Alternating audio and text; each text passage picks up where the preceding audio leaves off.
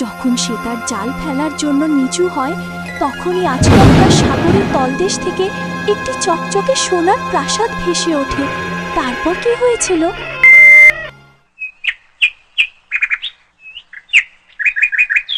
নীলনগর নামে একটি গ্রাম ছিল।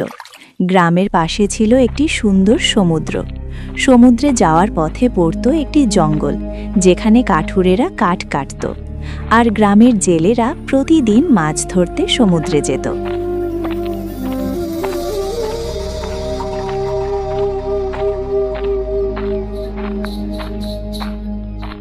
রমেশ ভাই, আজকাল সমুদ্রে মাছ খুব কমে গেছে।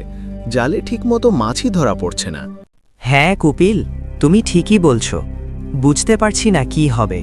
মনে হচ্ছে আবহাওয়া বদলাচ্ছে, তাই এমন হচ্ছে। এভাবে চললে তো সংসার চালানো মুশকিল হয়ে যাবে। আমি ভাবছি আজ যদি ভালো মাছ না পাই, তাহলে রাতে আবার সমুদ্রে এসে জাল ফেলবো। রাতে যাবে? রাতে মাছ পাওয়া যাবে কিনা জানা নেই, কিন্তু চেষ্টা তো করতেই হবে। দুজনেই সমুদ্রে পৌঁছে নিজেদের জাল পানিতে ফেলল এবং মাছ ধরার অপেক্ষায় বসে রইল। রমেশ তার জাল টেনে তুলে, কিন্তু জাল পুরো খালি। জালে কোনো মাছই ছিল না। আজও আমার জাল একদম খালি। কপিল ভাই, আপনার জালে কিছু ধরা পড়েছে কি? না রমেশ, খুব অল্প কয়েকটা মাছই ধরা পড়েছে। এত অল্প মাছ বিক্রি করে কী বা উপার্জন করব? তাহলে আজকের দিনটা বুঝি খারাপই গেল। হ্যাঁ, মনে হচ্ছে আজ রাতে আবার আসতেই হবে মাছ ধরতে। দুজনেই মন খারাপ করে বাড়ির দিকে ফিরে গেল।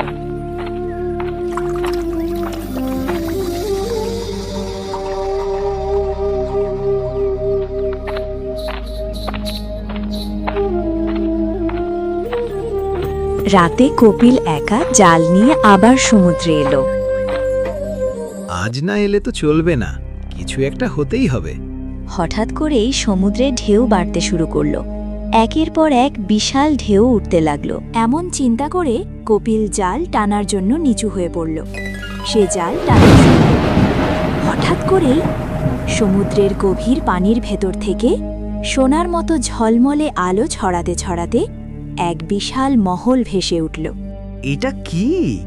আমি যা দেখছি সেটা কি সত্যি? মহলটি সমুদ্রের পানির উপর ভেসে থাকতে লাগল।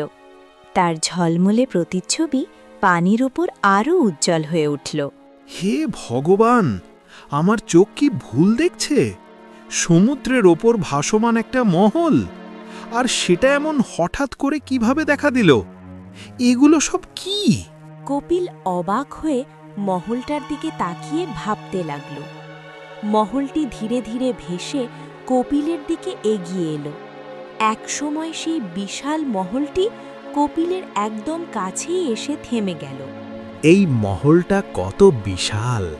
আর সমুদ্রের মাঝখানে এসে আমার সামনে এমনভাবে দাঁড়িয়ে আছে, যেন আমাকে বলছে, ভেতরে এসো।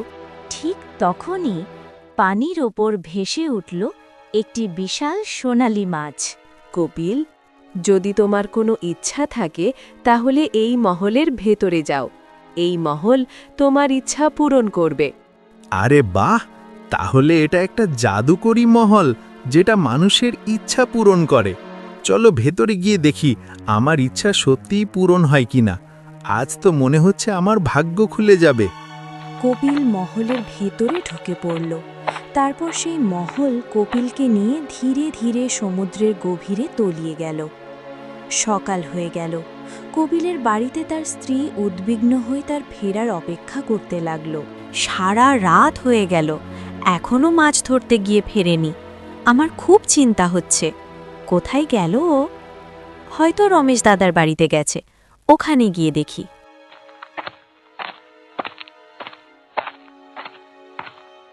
তারা রমেশের বাড়ির দিকে রওনা দিল। ঠিক সেই সময় রমেশ সেখানে এসে পড়ল। আরে, কপিল কোথায়? চলো, মাছ ধরতে যেতে হবে। রমেশ দাদা, আমি তো এখন আপনার কাছেই আসছিলাম। কেন? কি হয়েছে? কাল রাতে কপিল মাছ ধরতে সমুদ্রে গিয়েছিল, কিন্তু এখনো পর্যন্ত বাড়ি ফেরেনি। কি? রাতে গিয়েছিল, এখনো ফেরেনি? হ্যাঁ দাদা, আমি খুব চিন্তায় আছি। ভাবছিলাম হয়তো আপনার বাড়িতেই এসেছে। হ্যাঁ, কাল তো বলছিল রাতে আবার মাছ ধরতে যাবে। দিনে তো আমাদের তেমন মাছই মিলছে না, কিন্তু রাতে গিয়ে এখনো না ফেরা, এটা তো সত্যিই চিন্তার বিষয়। এই জন্যই তো আপনাকে জিজ্ঞেস করতে এসেছি। চিন্তা করো না, আমি সমুদ্রে গিয়ে দেখে আসছি। হয়তো ওখানেই কোথাও ঘুমিয়ে পড়েছে। তারপর রমেশ কপিলকে খুঁজতে খুঁজতে সমুদ্রের পাড়ে চলে যায়, কিন্তু তাকে কোথাও খুঁজে পাওয়া যায় না। সমুদ্রের পাড়ে তার চালটা পড়েছিল, কিন্তু কোথাও তাকে দেখতে পাওয়া যাচ্ছিল না। আরে, এটা তো কপিলের জাল। তার মানে কপিল সত্যিই রাতে সমুদ্রে এসেছিল এবং জালও ফেলেছিল। কিন্তু তাহলে সে গেল কোথায়? এমন ভাবতে ভাবতেই রমেশ নিজের জাল সমুদ্রে ফেলল। কিছুক্ষণ পর জালে যতটুকু মাছ ধরা পড়ল সেগুলো নিয়ে সে বাজারে বিক্রি করতে চলে গেল।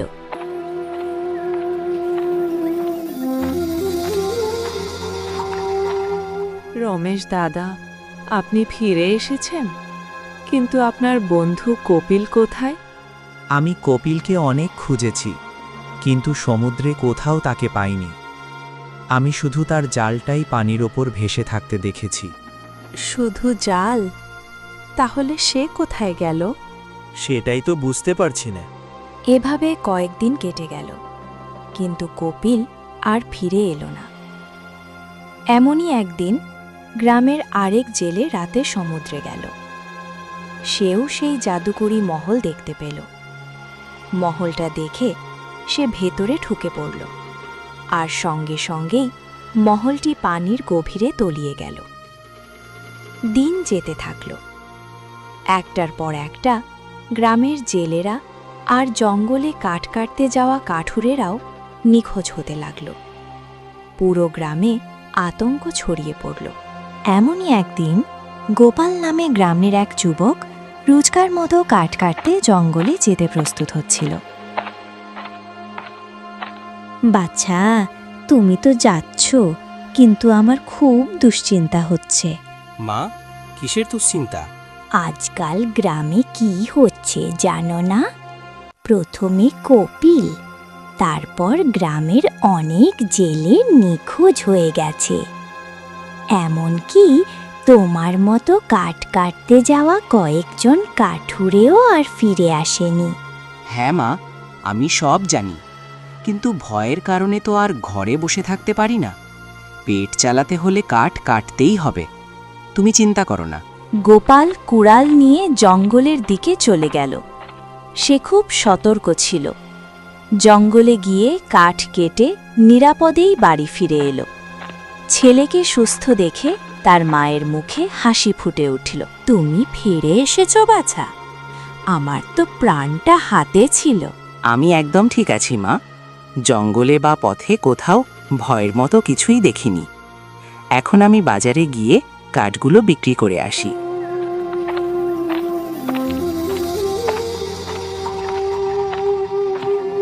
গোপাল কাঠ বিক্রি করতে বাজারে গেল।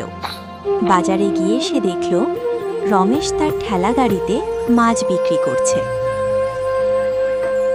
আরে গোপাল, আজ তো অনেক কাঠ নিয়ে এসেছো বিক্রি করার জন্য। হ্যাঁ রমেশ দাদা, আজ ভালো ভালো কাঠ পেয়েছি, তাই একটু বেশি কেটে নিয়ে এসেছি। এখন তো এমনিতেই কাঠ বেশি পাওয়া যাচ্ছে, তাই না? আজকাল তো কাঠুরেরা জঙ্গলে যেতেই চাইছে না।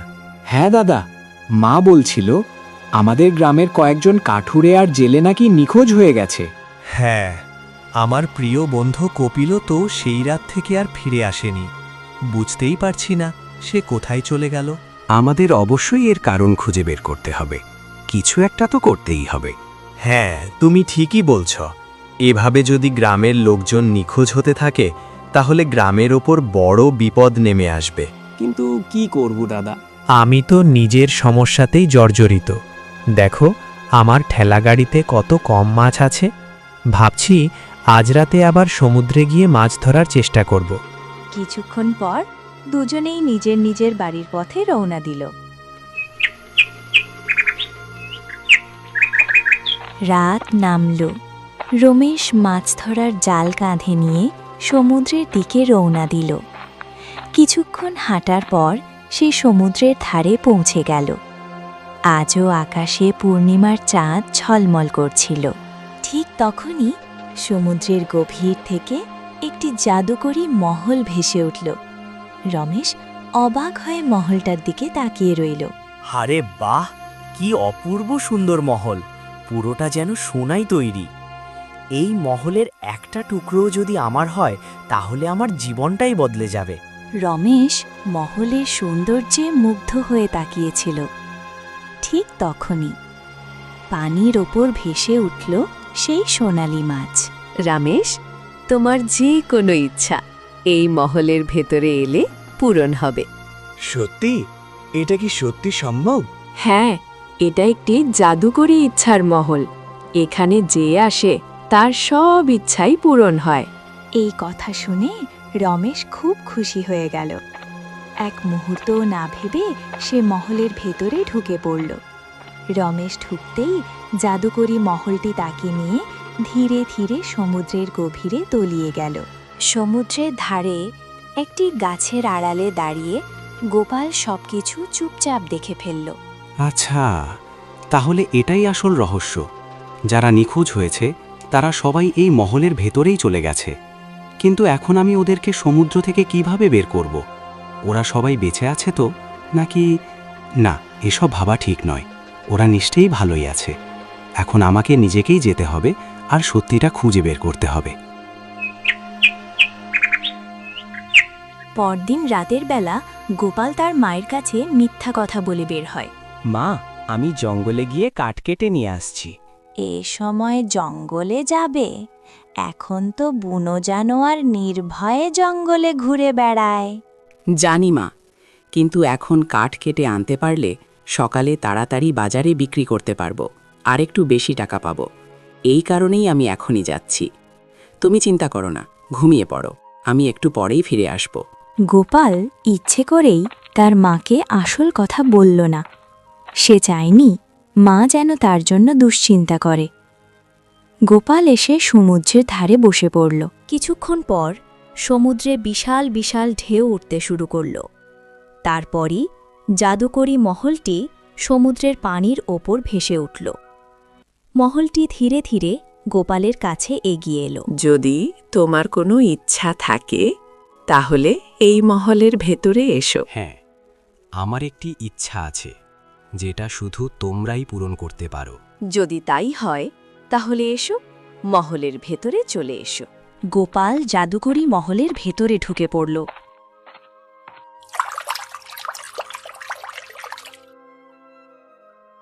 ভেতরে ঢুকেই সে মহলের দেয়ালে কিছু অস্পষ্ট ছায়া দেখতে পেল।